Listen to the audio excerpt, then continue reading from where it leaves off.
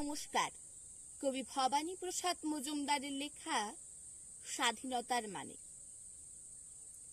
যে ছেলেটা বস্তা কাঁধে কাগজ কুড়োয় পাড়ায় পাড়ায়, যে ছেলেটা রোজ বাজারে মুরগি কাটে পালক ছাড়ায়, যে ছেলেটা রেস্তোরাঁতে ধুচ্ছে থালা গেলাস বাটি, যে ছেলেরা সারা জীবন খায় লাথি কিল চড় চাটি, ওদের কাছে প্রশ্ন করো, ওরা কি কেউ সত্যি জানে স্বাধীনতা কাকে বলে, স্বাধীনতার সঠিক মানে?